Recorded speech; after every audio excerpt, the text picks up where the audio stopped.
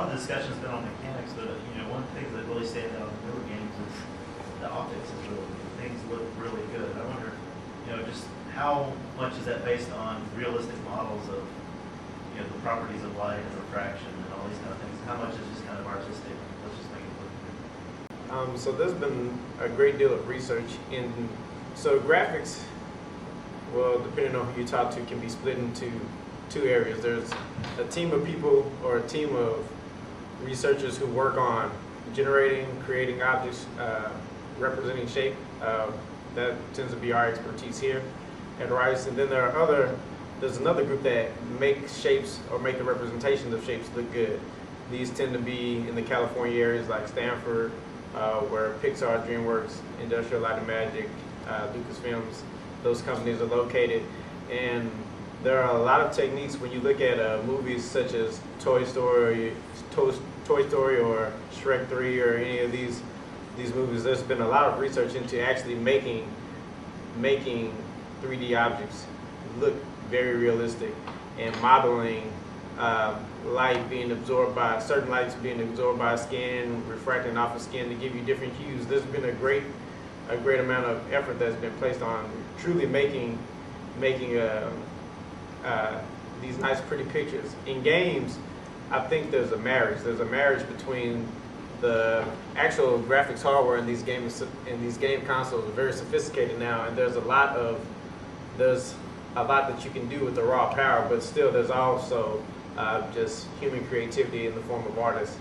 But the gaming consoles now do give you a lot of power, and they do implement a lot of these rendering engines implement a lot of more sophisticated algorithms for producing light or lighting objects. Yeah, so in a movie like Toy Story, for example, it took them, I don't know, like 60 hours for every frame of the movie. I think something like that. And that was using all their computational power. Today, what was the last, Finding Nemo, I think, wasn't the last movie, but when they made Finding Nemo, guess how long it took to do every frame? It actually didn't cut down the time at all. It now takes like twice as long to do every frame for Finding Nemo, and that's because they added tons more effects going on and everything. But in games, it's very different. It's doing it. Let me make a couple of comments on the renders. There's actually a whole field in computer graphics about rendering. How do you simulate what we see in this room? Turns out that the physics is actually very subtle in here. And so most of the graphics cards use a very simple model. It's not too complicated because it can be done very quickly. But there's certainly a line of research to try to render things in very realistic ways. There's techniques called radiosity, for example, that try to simulate the transport of light around the room here. And they solve a system of equations that try to model how light bounces here, it bounces there, and so forth. I mean, if you look, for example, at the lighting on the roof, it's actually quite interesting because there's no direct lighting on some of these places, yet we see it's illuminated. How'd that happen? Well, light is bouncing around in the room, and so modeling that is actually fairly complicated. It can't be done in hardware, so you don't see it in most games, but people are always trying to improve the quality of it. So what Asher said is correct. Just because we can get better computation doesn't mean things get done faster. What it means is they get done better.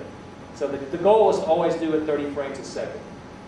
So whatever you can do 30 frames a second is what you'll end up trying to do in a game.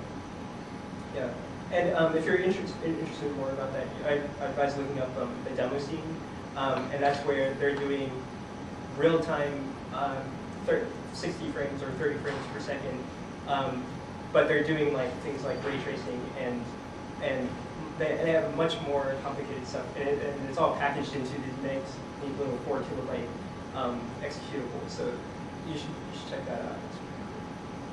So just alluding back to it, for movies such as Shrek 3, they spend the computational cost to actually calculate the exact lighting. For a game, you might have an artist just implement what's called so Joe's talked about a texture, which is just overlaying a picture or mapping colors to objects. So you can also map simulated lighting in the form of a light map or whatnot. So that is far easier to implement, and from a user's perspective, you really don't care about the difference because you're usually fighting or focusing on other things. And it's just, it looks decent, it looks good enough. So let me just point out, this is World of Warcraft. I actually got it loaded up here. And so there, I'll just move around a little bit and here to give you an idea. So this is an example of a game that's very, very popular and very, very lucrative. So I don't know what the statistics are, but there are literally millions of people that play this game. The key thing is they pay $15 a month for the privilege of playing the game.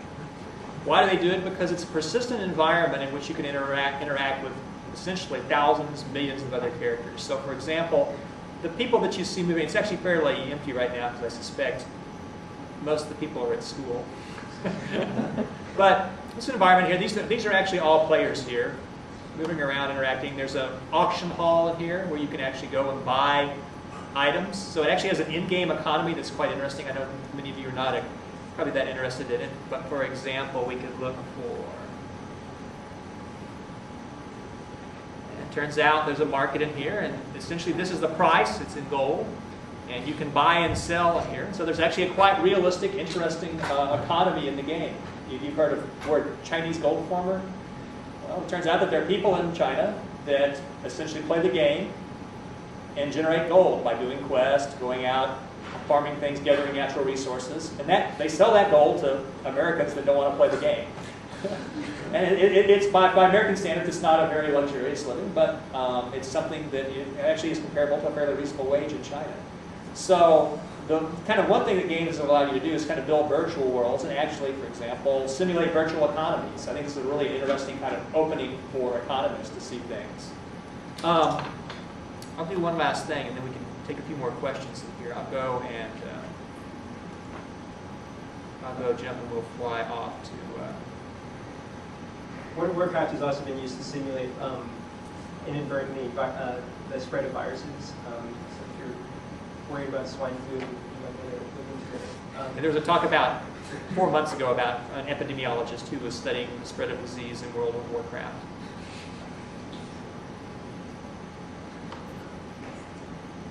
So we're going to go jump out here and we're going to fly. What do you say about noticing things going to each other? I don't think care about those things. So one question a person asked was, well, why don't players bang into each other? Well, one thing you're going to see in